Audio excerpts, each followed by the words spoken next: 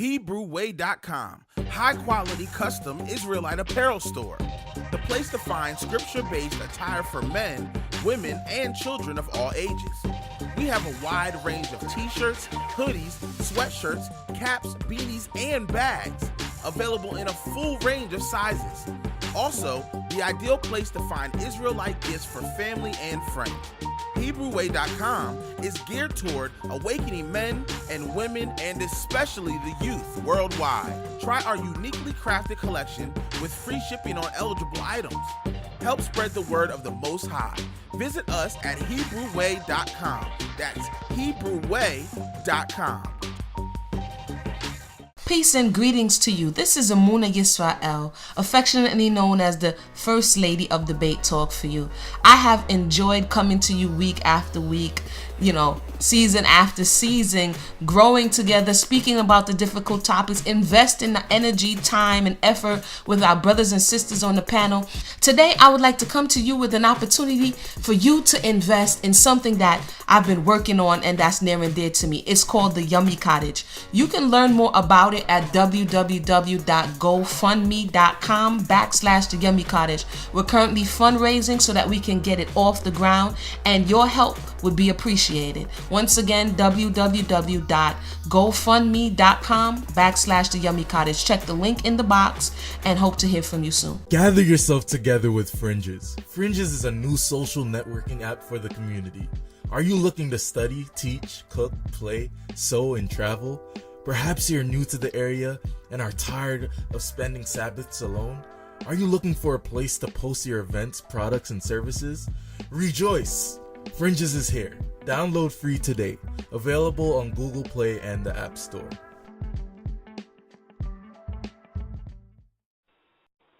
Shalom, Islam, Hotep, to all the listening audience. Again, we'd like to thank you for tuning in. And pretty much, we try to live our lives according to the Creator, but we also study law. We study some statutory law, actually, but we try to live according to a common law. We actually have a website at www.creditorsdebtorscontractsandcommerce.org. We have a talk show every Tuesday night at 8 p.m., and we have another show, Hitting Large, on the Hitting Large channel every Friday night at 7 p.m. But we basically teach scripture and teach law. Contract. Contract is law. So to understand law, you actually essentially have to understand contract, because everything that we do actually involves contract, which is law. Anything that you could think of, whether it's registering your child or your son or daughter for school, whether you're applying for a job application, whether it's a marriage, it all entails contract, which is law. That's right. And I'll pass it on to Brother Eliyah. That's right. Everything is contract. Contract is law. Our mission is to use the knowledge and the wisdom that the Most High Yah has blessed us with to make it available to the rest of our family out there.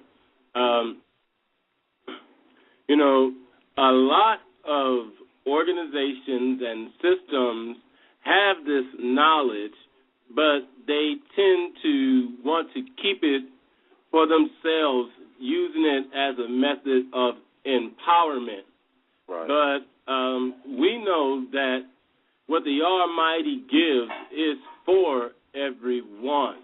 So that's why we put together platforms where these things that are seldom discussed and hardly known, are made available. And also let the listening audience know about your YouTube channel, Eliyah. I host Freedom Speaks, and of course my special guest host every week is Tazadaq, and we both produce both shows, and it's actually on hittinglarge.com. If you go to hittinglarge.com/HLC on Fridays at 7 p.m. Right now, if someone wants to post on Facebook a message for us, they can do it on the Hidden Large channel's Facebook. Speak Show has not set up a Facebook page as of yet, but we get the messages, from there. Okay. All right, well, let's jump into these questions. And, for those of you who want to get us listen to the show and you want to join in, the number is 877-280-9681. The title of the show is called Understanding the System. All right, question number one. A lot of people, they actually need some understanding about birth certificates. I think I saw some videos about birth certificates, and a lot of people don't understand the whole thing when it comes to, your birthright and birth certificates. Tazadaq, give us some information about the birth certificates. A lot of people don't know about that type of stuff. Right. Well, first of all, any type of certificate means that you give up true title. And the only true title to anything is the MSO, manufacturer statement of origin, say for your conveyance or your vehicle or whatever. Well, the birth certificate would be considered an MSO for the baby, your child that's born. Now, what's actually happened, we as a people, we don't have children. We have sons and daughters. Like a child is property of the state. So whenever we get a certificate on anything, we give up true title. So with the birth certificate, what actually happens, once the baby is actually born in the hospital, the mother is actually listed on the live record of birth. Prior to the birth certificate, you have what is known as the live record of birth. And the live record of birth, the mother is listed as the informant. And on that live record of birth, it doesn't even require the father's signature, and even if the mother is married, she would be listed under her maiden name, creating the child or thereby making the child a bastard, and the state is assuming the authority of being the father of the child. So once you create the birth certificate, there's also a death. So even though a biological child is born, a death is also created at that time.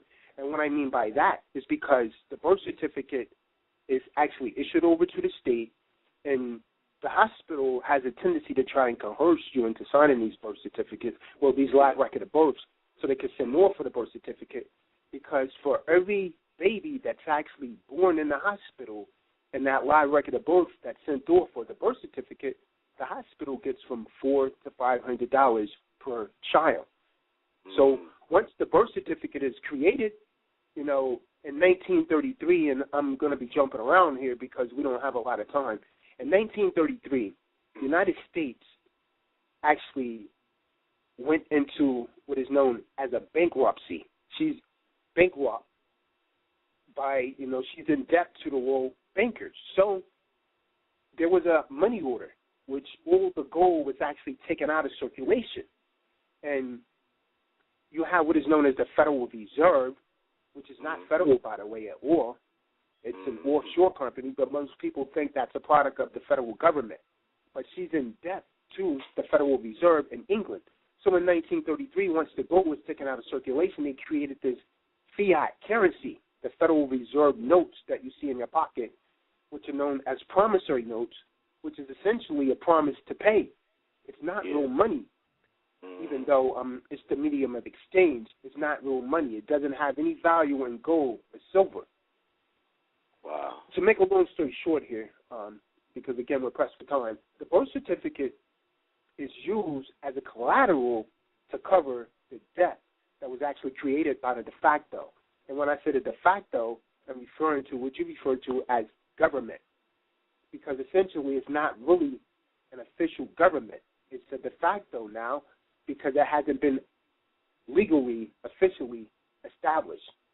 Now you have them pushing for what is known as a democracy instead of a republic, form of government, which is a system based on law.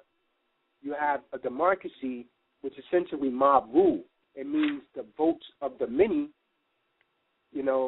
outrule the votes of the few. So, for example, you had a shooting recently in a school, and now they want to put a ban on, assault weapons.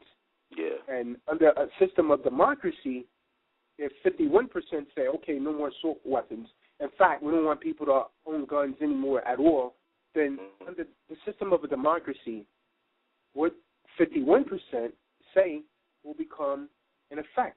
But under a system of law, under the republic form as government, you don't have a right to vote on my rights. We have from birth what is known as rights, and we have what the de facto's created, which is known as privileges, and they refer to them as civil rights, but they're really privileges. A right is something that's inherent from birth, and a right is an example of, you have a right to breathe. You have a right to live. Those are rights that you can't actually be deprived of and can't be, you couldn't give them away even if you want to, but you have a right to contract.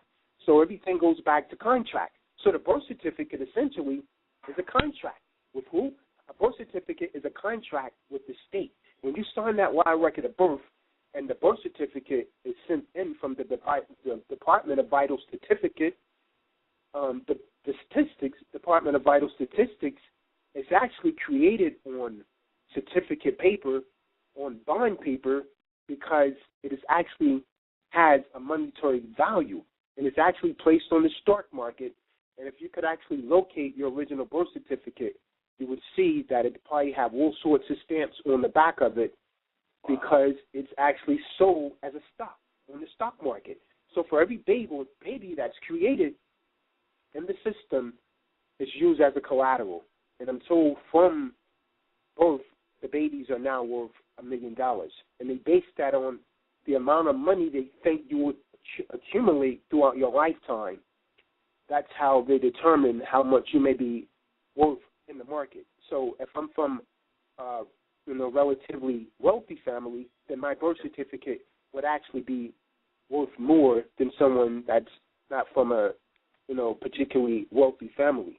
But so in essence, when we create the birth certificate, we give rights over to the state. So then you have situations that a parent may decide to discipline their child, and I'm going to use these words loosely. Like in the language of law, I wouldn't use the word as child and parent.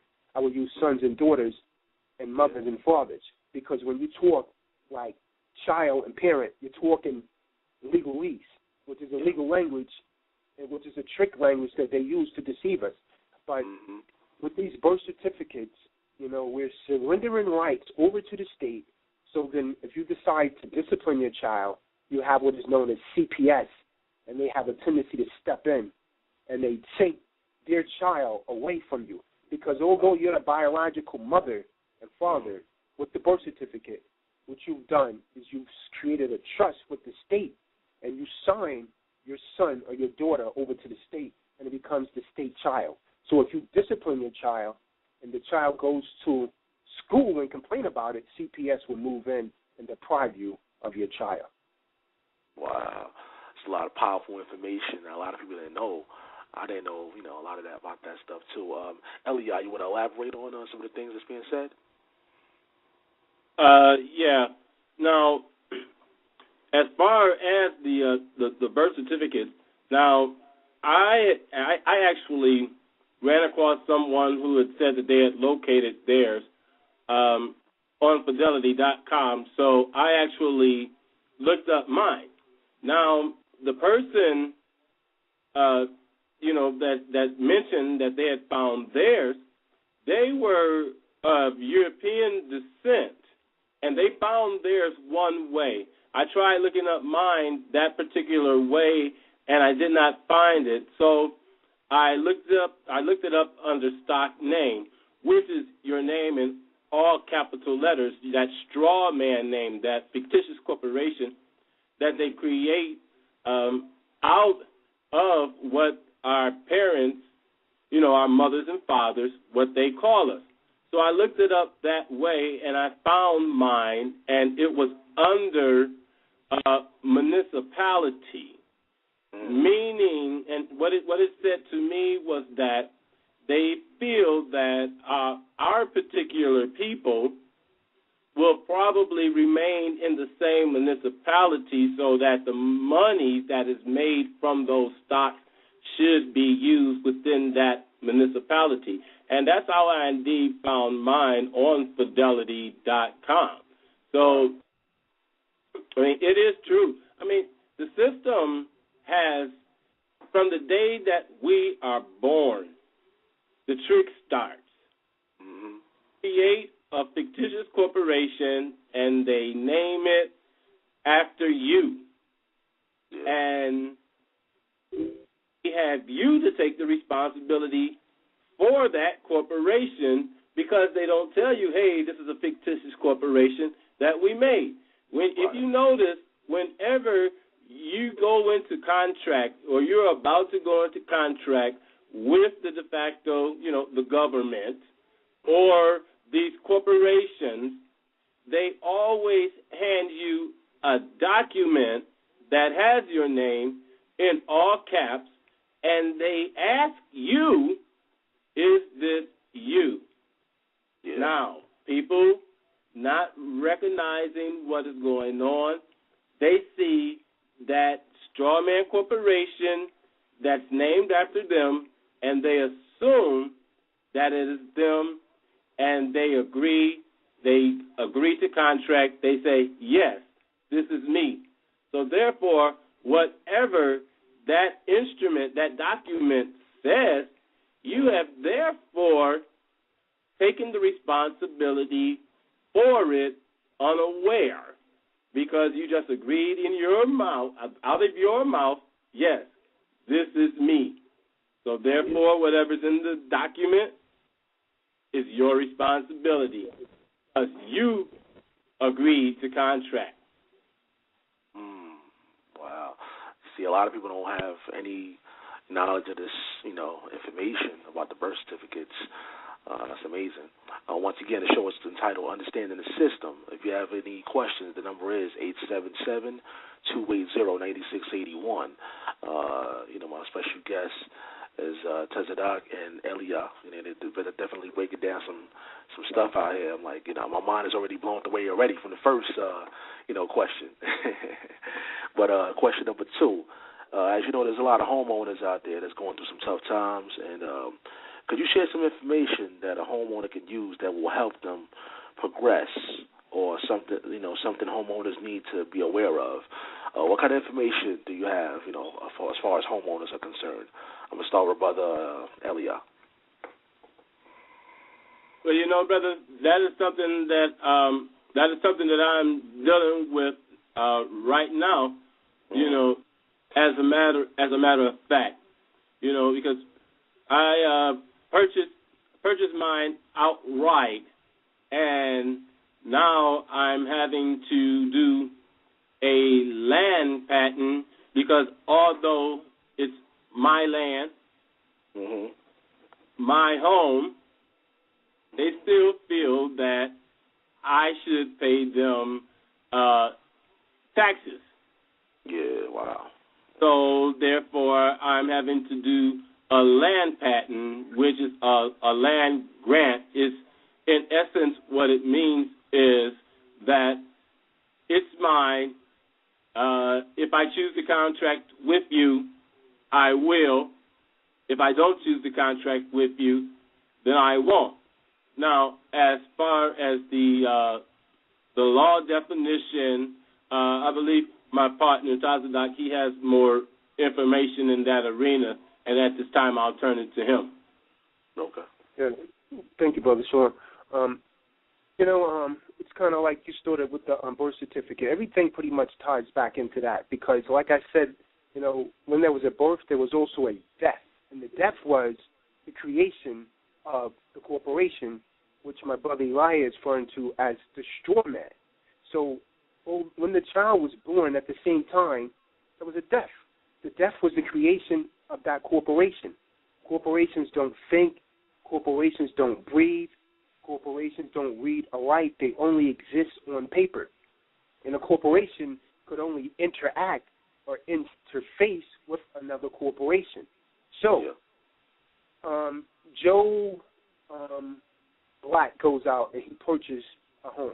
He's been saving up, his money for the past 10 years, and he invests in a home that he's wanted for his entire, life. Now, in the American system of law, people have substantive rights, which is actually essentially common law rights that actually existed and are actually protected by the United States Constitution of the Republic.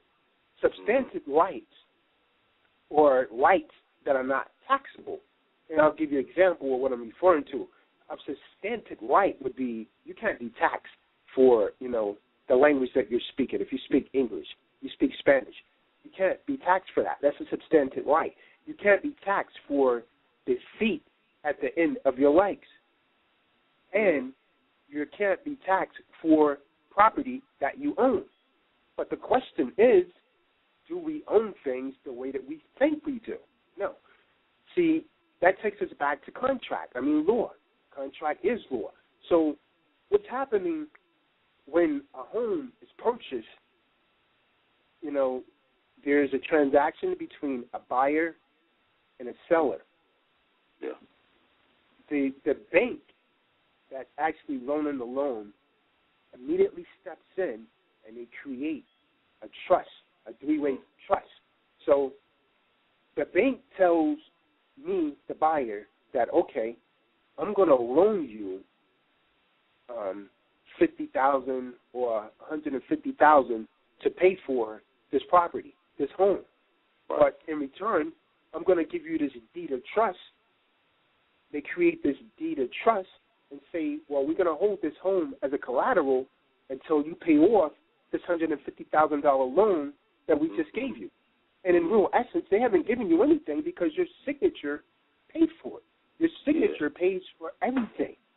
So, and it goes back to the birth certificate, because how is the home being paid for? It's paid for with the birth certificate bond, that if you knew how, you would actually be able to become executor of your estate, tap into the birth certificate bond, and start discharging some of these debts that you had. But nevertheless, as soon as you sign this contract, what the bank does, the bank takes ownership, and they have what is known as marketable title. They take ownership of the house, and they hold it as a collateral until you pay off this alleged debt that they claim that you owe, that your signature has already paid for. And then they take that and they sell that on the stock market maybe 3, 4, 5 different times. So what they do is they sometimes finance you for a home that they knew that you couldn't afford, but the first 2 or 3 years you do pretty well in the home. But then the tricks come in, and the mortgage goes up and the interest rate goes up, and then you get payments that you can't afford. So the bank threatens to put the property into foreclosure. The property goes into foreclosure. You don't know how to respond accordingly. So the property goes into foreclosure, and the bank then makes about 10 times the amount, that they would have making by just you paying the house off. So you say, what do you do? Well, the remedy is that when we are signing these documents, you must understand some contract law. It is essential. There's no way that we're going to survive in this system, which is another word for sewer, without knowing some law. So we have to study some law. Their language is legalese. Many of us sign documents. We don't know how to reserve our rights. Henceforth, for educational purposes, anything that you sign besides, if you're going to court and you're doing an affidavit, you sign all rights without prejudice, all rights reserved, UCC 1-308, because that reserves your rights on any type of contract.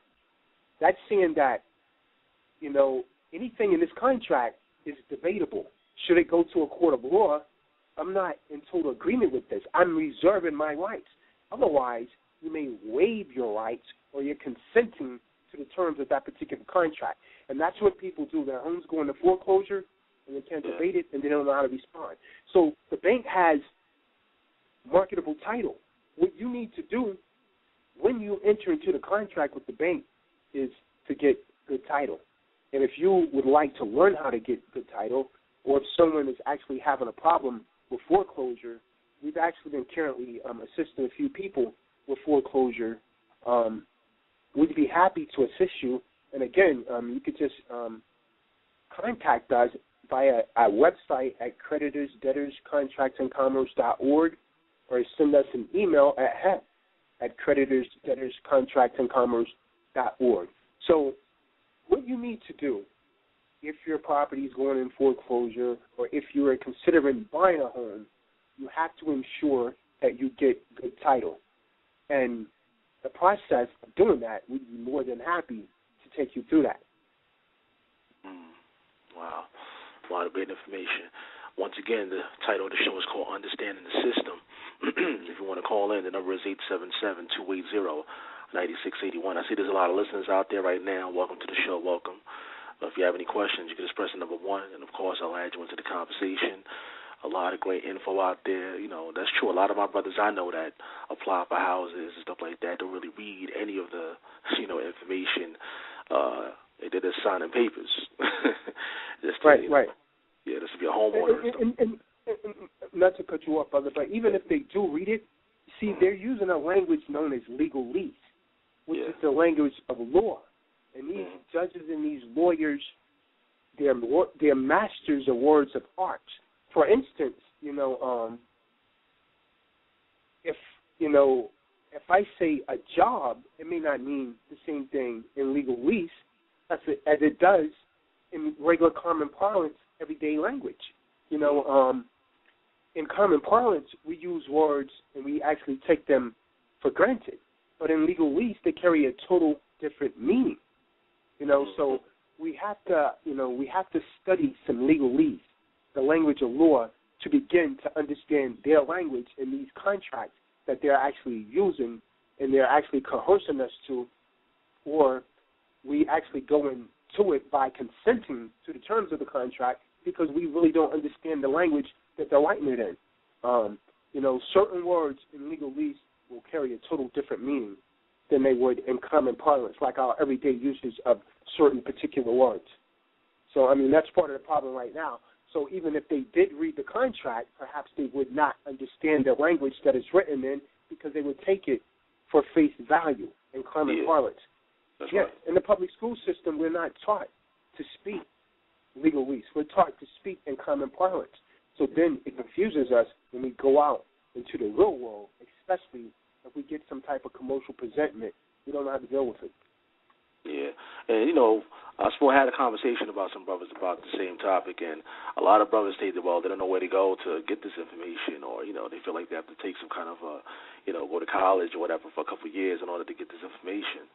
So I guess part of the problem is a lot of brothers don't know where to go in order to understand and get the information about this particular issue.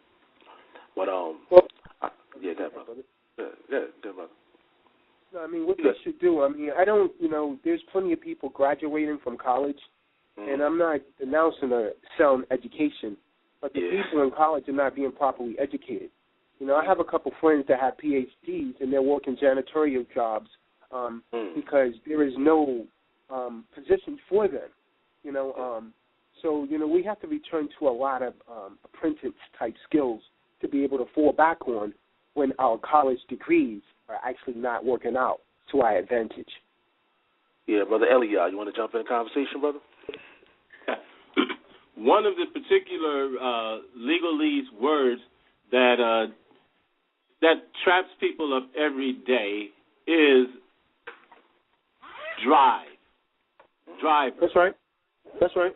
See, every day, people that are traveling are pulled over and they're asked for their driver's license. Now, to drive means to operate a vehicle in commerce. That means you're using the public roadways and highways in the act of commerce. In other words, it's like a taxi, a pizza delivery, trucking and shipping, that type of thing. Those are drivers. When you're going back and forth from your job or to pick up your children or to visit someone, you're actually traveling.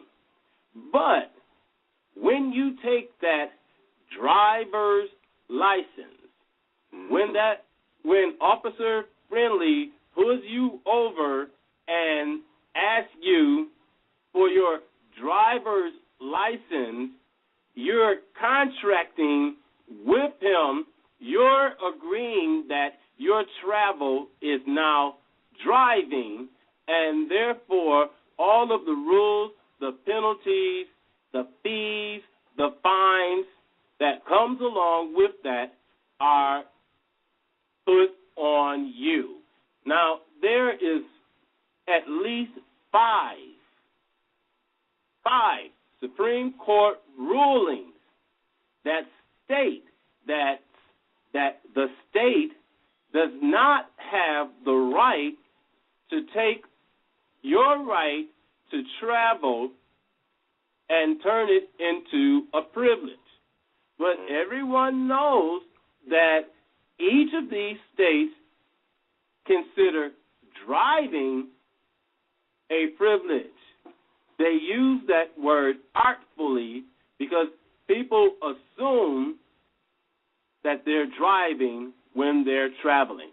That's one good and very common use of the legalese that Brother Tazadaq was speaking about.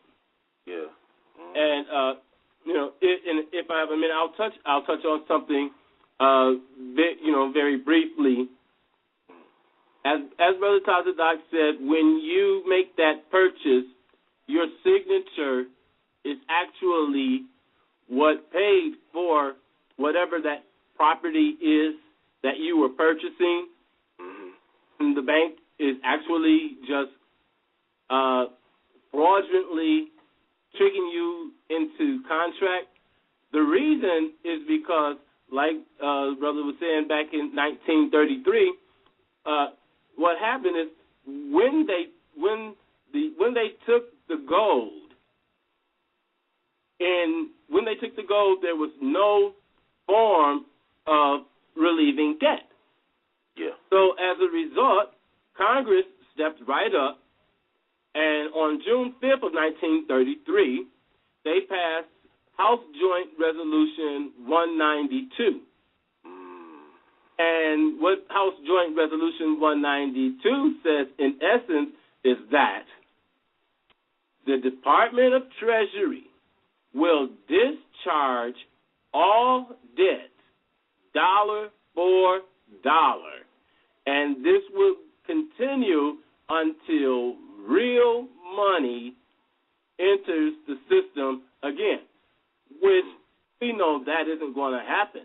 But by it being public policy, House Joint Resolution, that they would discharge all debt, that means that everything is based on credit, and credit is signature. That's why your signature is the only real money in this system. Wow. Wow, that's deep. Yeah, it's great information right there. Once again, the title of the show is called Understanding the System. For those of you that's listening in, welcome to the show. If you want to call in with any questions, press the number 1. And, of course, I'll add you to the conversation. The number is 877-280-9681. Now, there's a lot of talk about the United States getting ready to come to a financial collapse, and there's people out there that they're not sure if it's going to happen. Some people are totally, they don't believe it's going to happen, period. What kind of information you have? Do you think this is going to happen, a financial collapse? And if so, what should we do to prepare? Let's start with Tazadaq. Hey, Shalom. Well, the United States has already financially collapsed. The United States is the leading debtor nation in the world. The United States has already accumulated more debt than almost all of the other nations combined. the reason that the other nations has not stepped in and demanded their money is because of the United States military forces. It's because of her military strength. So she's able to succumb them from coming in and asking for their monies. You know, as we stated, since 1933, the United States was bankrupt. That was the point of taking the gold out of circulation. They took over the gold from the people, thereby depriving us of our power to purchase anything. So we can't pay for anything. We just discharge it.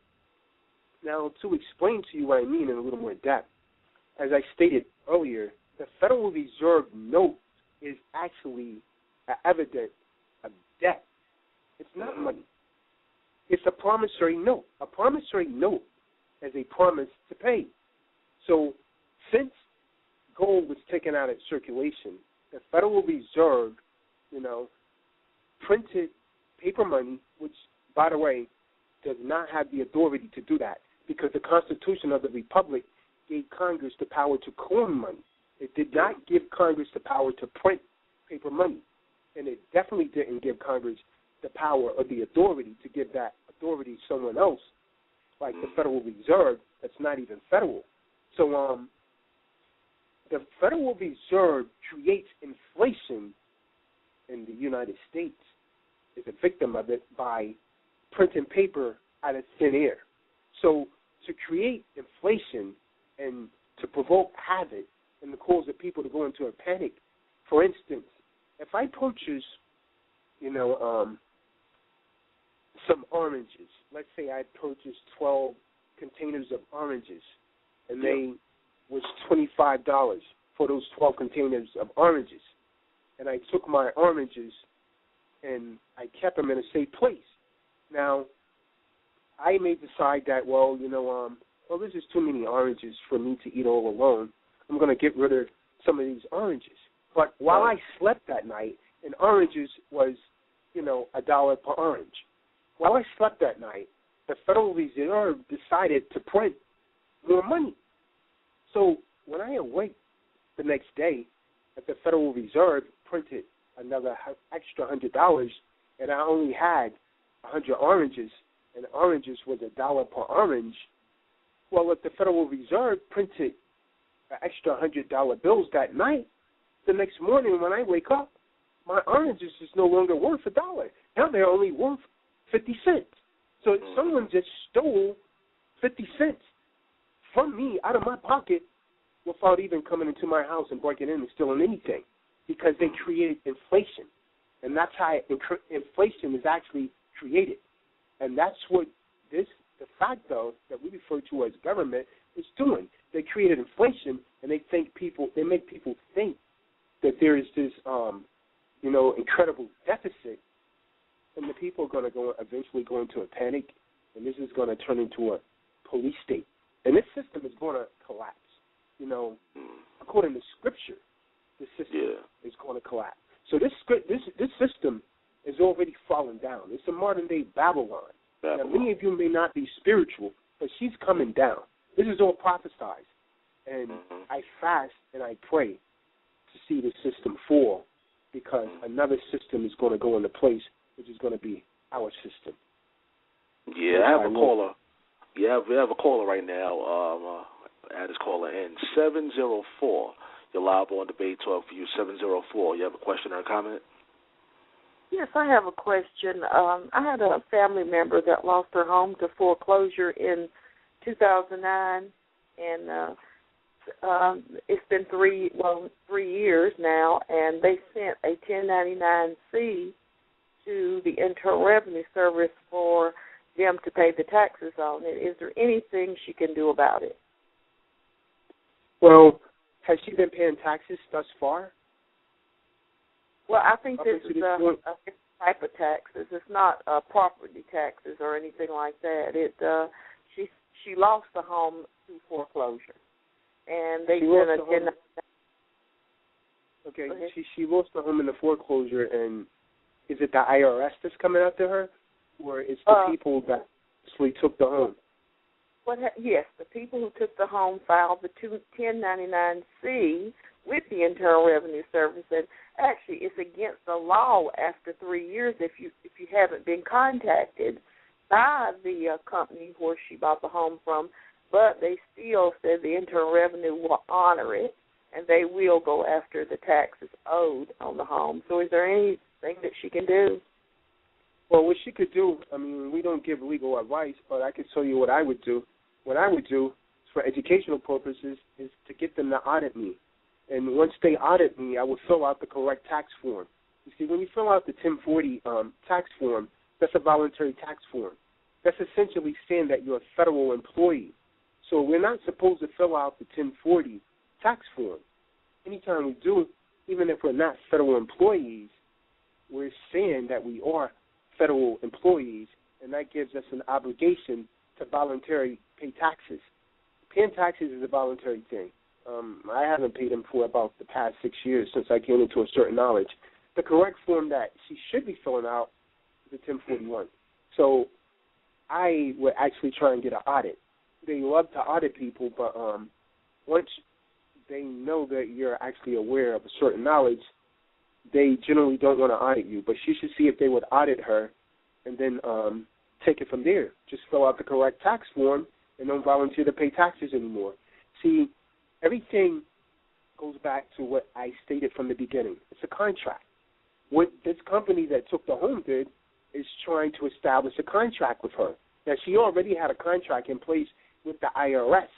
So, they went through the IRS and said, hey, well, look, this person here owes taxes on this house that we took from her, and since she doesn't know contract law, we're going to make her pay for this again and again. So, I mean, she needs to start, get herself a black law dictionary, start looking at some contract law, get a good book on contract law. One of the good ones is Brian Blum, Contracts, Examples, and Explanations, and study a little contract law. And I want to say this.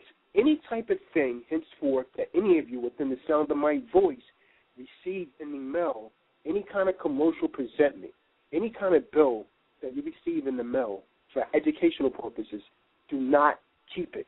When you keep anything, what you're doing is you're consenting. You're going into acquiescence, which is agreement. That's saying that I agree to this term that you're stating here. If they say that you owe something, then you send it back with a letter of conditional acceptance. I conditionally accept your offer upon proof of claim that you could prove that I owe this alleged debt that you're stating that I owe. So, Eliyah, you got anything you want to add on that? That's about right.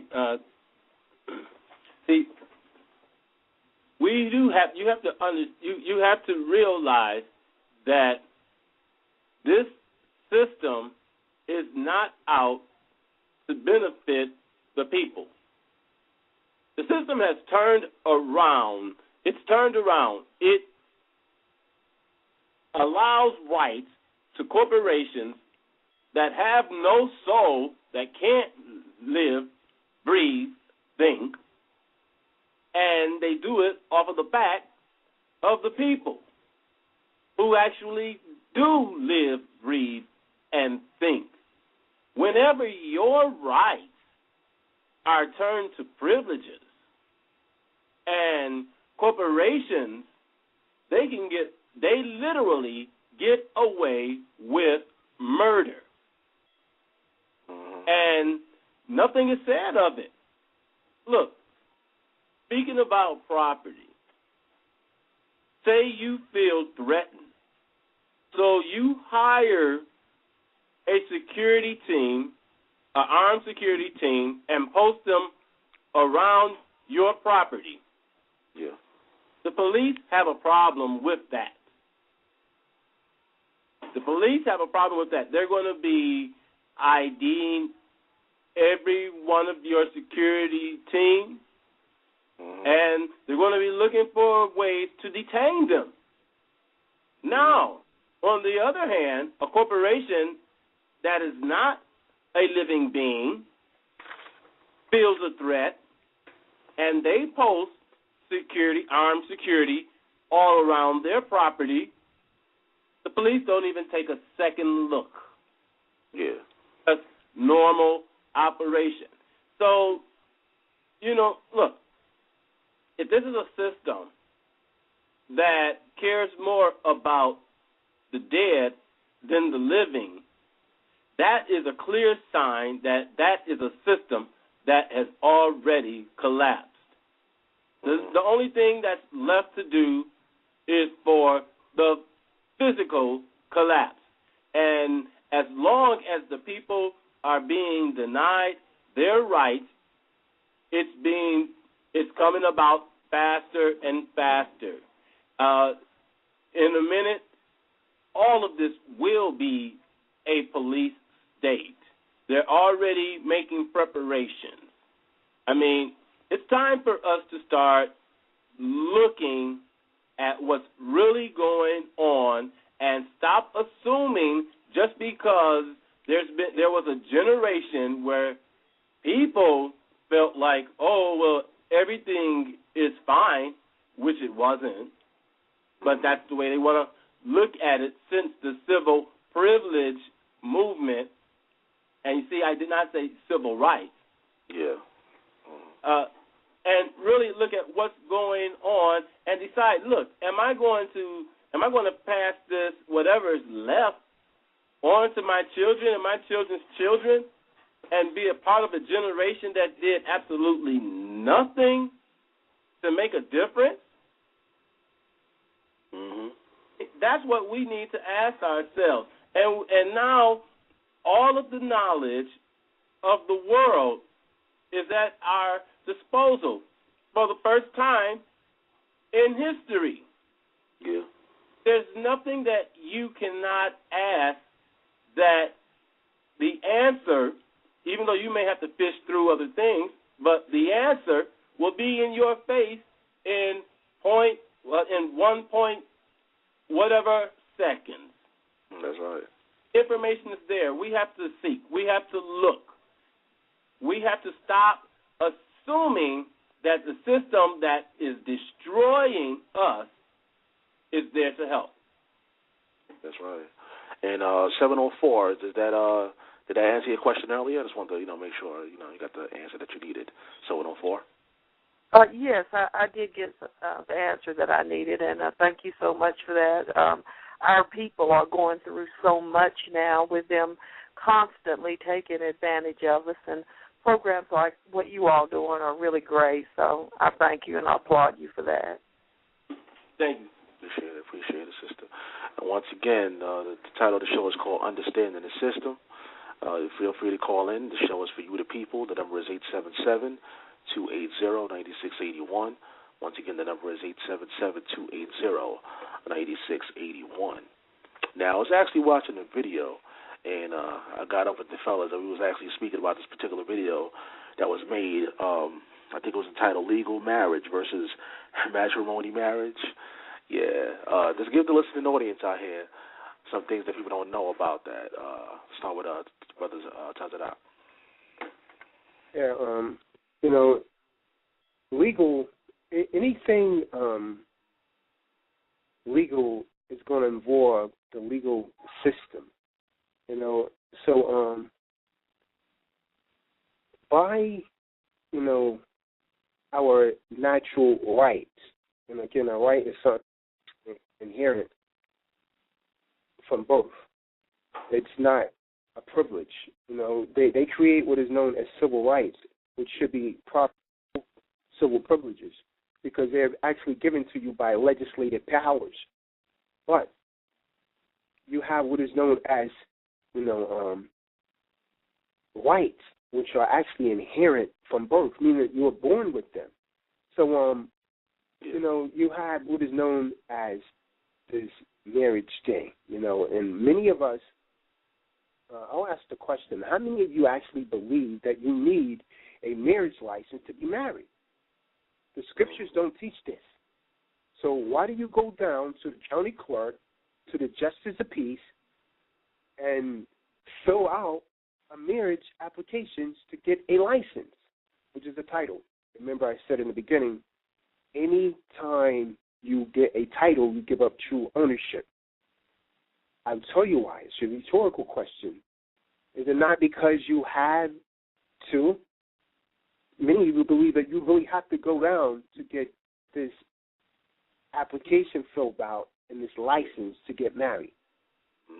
Many of you ask the question, well, would I really be married if I didn't do this, if I didn't get this marriage license? So what is a license? And who gives the license? See, to really get to the root of things, you got to ask questions. Because when you're asking, you're asked king. You're asked the king. So let's ask the questions. What is a license? Who gives it? Who holds it?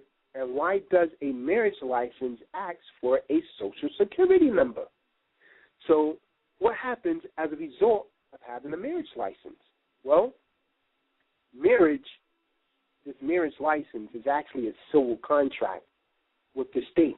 And a holy matrimony is actually a covenant.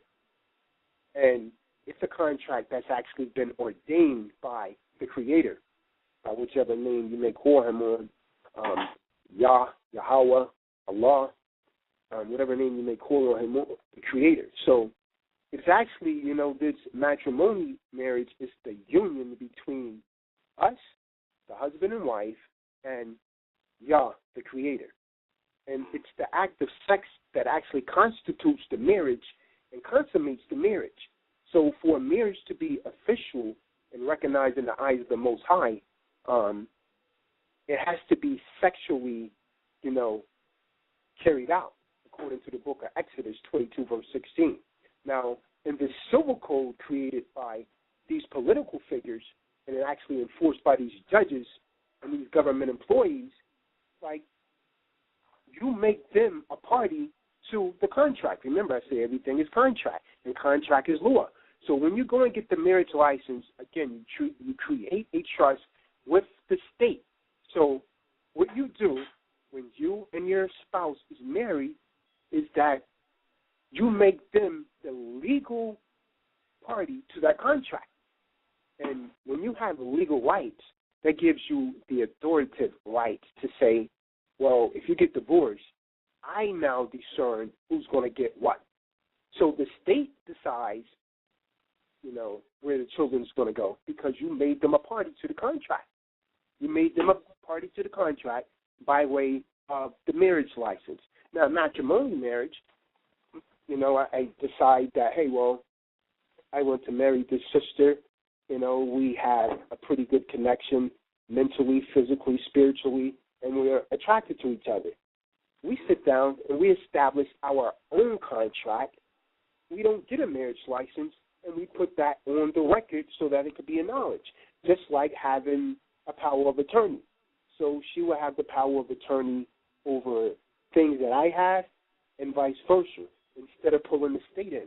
Because each time that we pull the state in and get a marriage license, we're actually giving them the legal authority over our marriage and all of the property that we own. So we're actually surrendering our property, including our children. Wait, we can't own children because we're property. If you are corporations, you can't own children because property cannot own property. So if you're a corporation, that full capital letters name, and that's what you are. If you created a marriage license, you fall under the corporation of the state. Or if you're using a Social Security number or a zip code, then you're falling under the corporation of, the federal government of the United States, which is actually the District of Columbia, because a zip code and an address invokes federal jurisdiction. So that would make you property of the state by way of Washington, D.C. So anytime we get any kind of license, we surrender true title. So we give the state the legal authority to do as it please. But with the matrimonial marriage, it's only between us and our Creator. There's a difference. Brother Eliyah, you have anything you want to add on that? I'll be real brief. Actually, my wife and I, we put together our own vows and our own certificate because the contract is between us and the Most High. And if someone wants, we could probably put a template of it so that they could use the exact same method that we did. That's about that. That's about it. I mean, yeah. If a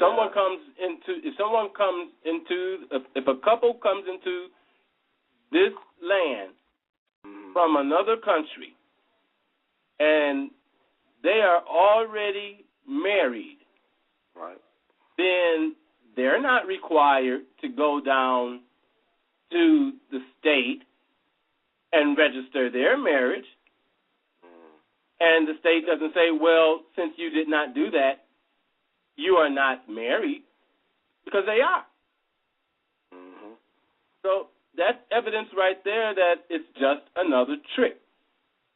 Right. It's all about commerce. Everything that we're saying is all about commerce. It's all commerce. I don't care if you committed murder. I don't care what type of crime that you've done. It's all about commerce. Because according to their system of law, which is not really law, it's color law, it's public policy, according to 27 CFR 72-11, all crimes are commercial. And commerce is defined as any exchange of goods and services with or without money being involved. So it's all about commerce, and we need to start keeping this in line. It's all about commerce, and we need to understand the law. And real quick, there are 10 rules to commerce that, I would like to actually introduce the listening audience to. And you could choose to abide by these rules, or you could choose to ignore them. But if you ignore them, I can assure you, you will regret it in a world where everything is commercial. And the 10 rules to commerce are, you can only control that which you create. So if you didn't create something, you can't control it in the world of commerce. And you cannot control that which you did not create. They sound like they're the same, but they're different. If you did not create something, then you can't really control it. And all commerce is based on title. That is very important to remember that. If you give up title, then you're giving that authority to someone else. So all commerce is based on title. The only true title is the MSO, which is the manufacturer statement of origin. Say if you purchase your conveyance, which many of you refer to as vehicle, but I choose the word conveyance because in the legal language, vehicle means that I'm driving instead of traveling, as Brother Eliyah explained earlier. And driving means I'm operating in commerce. It means I'm doing something for a commercial purpose, so I choose to travel. So the only true title is the manufacturer statement of origin. Let's say you purchased a brand new BMW, you paid it off totally. You go and register the vehicle, then you're giving the legal title of that over to the state. And they give you what is known as a certificate of title. Well, a certificate is not a true title. The only true title is the manufacturer statement of origin, which showing the original creation of that. So they give you a certificate of title. And any kind of certificate, you're giving up the true title. Mm-hmm. The next rule, number 5, when you register anything, anywhere, you give up true title. If you register your son or daughter for school, guess what? You give up true title. We're going to determine what goes on while they're in the school. If you register anything, you register to vote, you give up true title. When you register to vote, you invoke federal jurisdiction. That puts you in a federal jurisdiction under the authority of the federal government.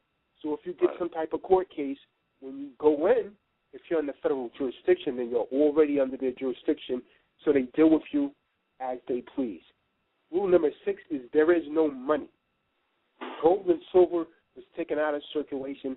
There is no money. There's only a promise to pay. A Federal Reserve note is a promise to pay. That's just like me giving you an IOU.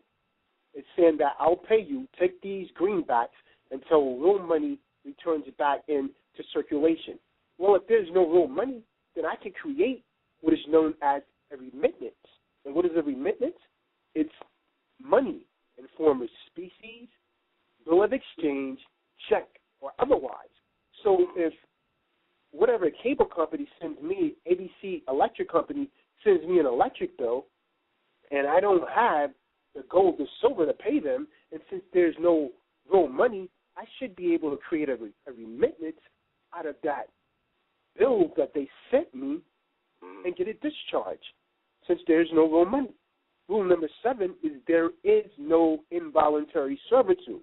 You don't have to be a slave anymore unless you just want to. But there is voluntary servitude. And 99.9% of you within the sound of my voice right now are slaves.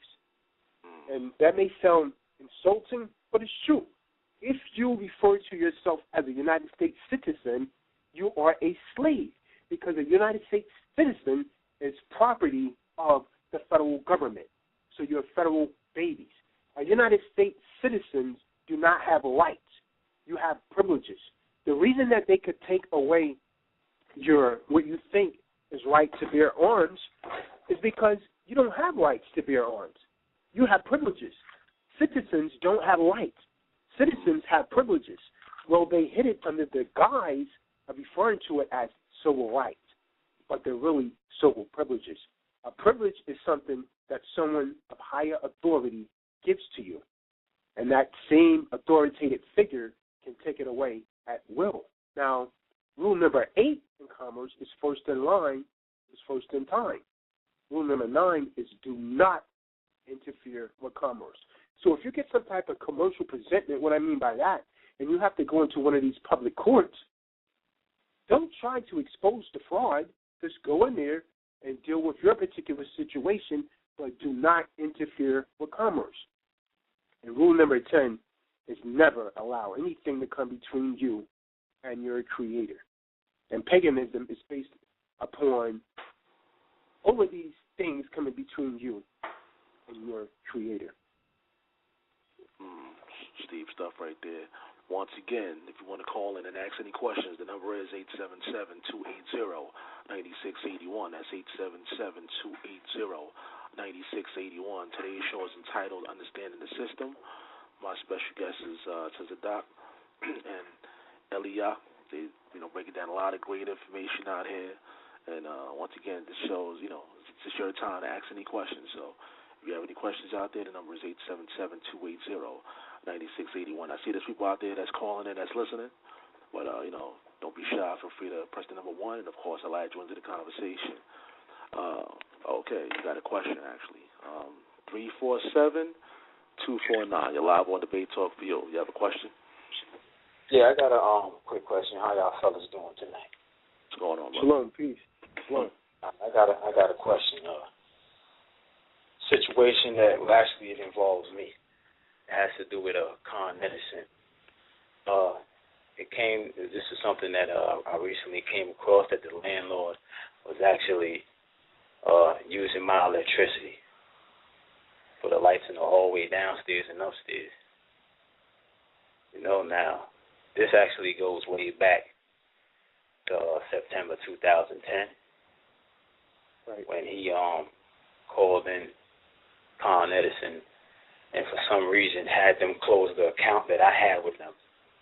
And I remember my lights being off for like 3 days because it was like doing maintenance in the building and all that. So when the lights came back on, I haven't received a bill for at least a year, because the building took over new management. So when I had called Con Ed to let them know what the situation was, they slapped me with a bill for like $900 because they billed me for like the whole year. So the process happened again when they had stopped sending me a bill. They basically told me that someone had called them and authorized the closing of this account that was in my name. So I asked them who did that, and they told me it was somebody that was living in my apartment. And I said, that's impossible because I'm the only one here. And I was asking them to give me, a copy of that recording. But after I told them that, I'm the only one that living in the apartment, they kept dancing around the whole question. So they finally came clean and told me that it was a landlord who called in and did that because they said something about a hot socket. I guess that's the term that they use when, electricity is being shared. But it's like they stuck me with the bill. So I want to know, how is it that he has the authority to close it, and it's like, to my knowledge, Con Ed knows everything that's going on with that meter, so they will be able to determine if it's being shared or not. And on the lease that, you know what I'm saying, I signed, it didn't have nothing to the nature stating that, you know what I'm saying, anything like that was going to be taking place with the electricity. Eliyah, you want to tackle this topic? Eliyah? Well, actually, from what it sounds to me, is that both the landlord and the power company messed up bad. You could actually you could bring suit against the landlord who actually committed the fraud against you. You know, and what I would do, this is for informational, educational, and entertainment purposes only, is I would conditionally accept what the power company presented, and in that conditional acceptance, give them an outline stating what they need to prove that debt is actually mine. Yeah. That's what I would do. And that could also, and if they adhere to the conditional acceptance, of course they would feed you the information that you need to go against the landowner that you're renting from. Yeah. Yes. So that would that be an affidavit of conditional acceptance, and just basically have it just lay out a description and reference the situation? When you do a conditional acceptance, then you're telling them, okay, I'll conditionally accept what you are saying as long as you can provide proof of the debt. Spell out what you require from them as proof.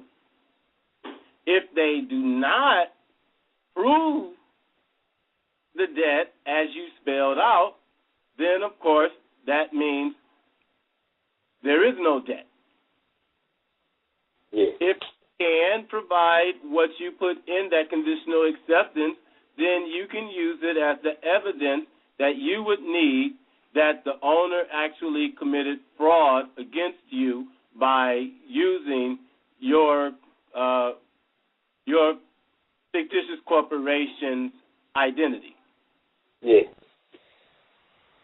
Tazadaq, you want to add on to that? Yeah. To the brother that's asking the question, did you go to the landlord and actually demand that he pay the bill, or at least question him as to why he felt that he could actually use your name to draw this electricity? Actually, I spoke to him on a one-on-one basis, and I thought we had came to an agreement. I brought it to his attention. He tried to play like he didn't know, but obviously he did know, because he started to rewiring downstairs and upstairs. So I already took pictures and videos of that. But, I spoke to him on a one-on-one basis, and he said he was going to pay a certain portion. And I said, I agreed to it. But it's like when I'm calling him on his cell phone, he doesn't answer. Well, you have to put this in writing. Just word of mouth and there's no witness, then, that's nothing. So, I would send him a notice in demand. Like, I would demand that he actually give me the money to make the payment, or that he make the payment, and you need to construct something up and give him 10 days to respond.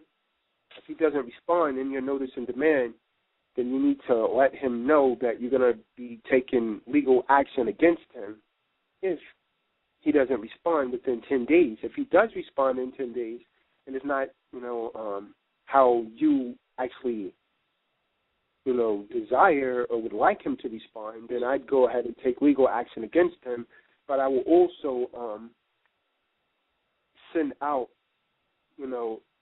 a letter to the electric company and, question them as to why it was allowed, to let this guy, it doesn't matter that he's a landlord, to have your electricity turned on and off without your consent. you should tell them to produce their proof that you actually called in, or however they claim that you did it, and gave an order for them to actually, disconnect your electric and turn it on within 3 days. Because then if they didn't do it and, your electricity was actually paid up to date, then, they're actually in dishonor of the contract with them, because you do have a contract with them as long as you, honor the amount that they're saying that you owe.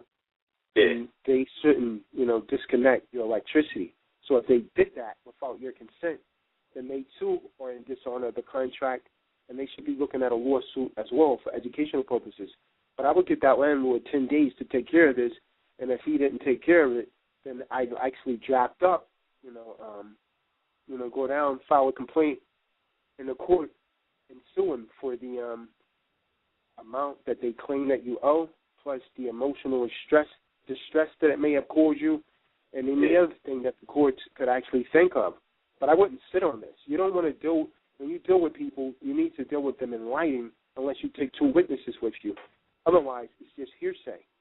So, I wouldn't sit on it anymore. I'd do it immediately. I'd get on it immediately. Because if he's ignoring phone calls and so on and so forth, and if you know, I don't even care if he's in your same building, like I'd still send it to him certified mail so you can have a record of it. Because you're in court before you go to court. Court starts with the communication between you and the other party. So essentially what the judge is only supposed to do is to examine your documents when you get to court. Anything that you have to say when you're into a court should actually already be on the record prior to you getting to court. But I wouldn't, I'm not sure how long this has been going on, but I wouldn't sit on it anymore. I'd respond immediately. It's been going on for a couple of weeks. I actually sent him an affidavit of truth and fact, putting down a couple of points. I requesting that he produce the contract that I signed, that actually I agreed sharing the electricity, and some other points I drew up. And I actually gave him 30 days to respond. So I did. That's a little long for me. I would have given him 10 days, and if he didn't respond, your letter needs to word something like, your non-response is acquiescence and agreement to anything stipulated in this letter, and you take it to court from there. Because if he doesn't respond, if you word it like that, then you already have a contract that you sent to him, and if he doesn't respond and you go to court and he failed to respond, then you should be awarded whatever it is that you're actually trying to get back from this guy. Yeah. In New York, man, in a lot of places, they have a tendency to do that. You're not the first case that I've heard of like that. Yeah, well, answer your question, Bob. I actually put on the affidavit, failure to respond would result in an automatic default judgment against you, and you agreed to pay me $10,000. Oh, so that's good. Mm-hmm. Yeah, I got it. So that's good. I have a question. See, this is the second time that this is happening to me. I actually sent it out certified mail with return receipt, but I have not received the return receipt. Is that going to be a problem? No, that shouldn't be a problem. As long as someone signed that they received it. Have they received it? Have you got any evidence that they received it? Well, I will have to go on the post office website and punch in the number from the and see if they received it. Because it actually happened to me again when I actually sent out some other documents. But they did show on the website that it was received for something else, but not for this. But I just wanted to know if it was going to be a problem if I didn't have that green slip, the return receipt. No. If you could just get a record that they received it, then yeah, that's good. Okay. Brother, I appreciate your call. And once again, the show is about you, the people. So, feel free to call in. The number is 877-280-9681. My brothers Tazadaq and Eliyah breaking down a lot of different things. Very powerful show. The show is called Understanding the System. Once again, brothers, I appreciate you guys for coming on the platform and sharing, some educational information to the debate talk for you listening audience out there, brothers. Thanks for having us. Yeah. to the people that just joined in, just let people know where they can find you before we wrap the show up. Give the people the websites and the YouTube channels and stuff like that. I'm going to start off with Eliyah. Yeah, our website is Creditors, Debtors, Contracts, and Commerce.org, and we do Talk Shoe on Tuesdays at 8. That's at TalkShoe.com. The call ID is 122-643. And on Fridays on hittinglarge.com/HLC, we have Freedom Speaks, and that's talk radio, and that airs at 7 p.m. on Fridays. Okay. And Tazadaq, you want to add on? Oh, no, Brother Eliyah pretty much said everything there. I mean, that's basically how you could actually reach us. Do you guys do, like, any speaking engagements, stuff like that? Like, as far as, like, doing speeches and stuff like that, or going out there, sharing different events and, different information? Do you guys do stuff like that? Yeah, actually, we will do things like that as it's presented. Yeah. Yeah, because you guys definitely have a lot of great information that a lot of our people don't have, And just this time we spent alone on the show, there's a lot of great stuff that I've learned, and I'm pretty sure the listening audience has learned, and it's definitely powerful. So, I pray for you guys that you guys will, move forward in whatever you guys do.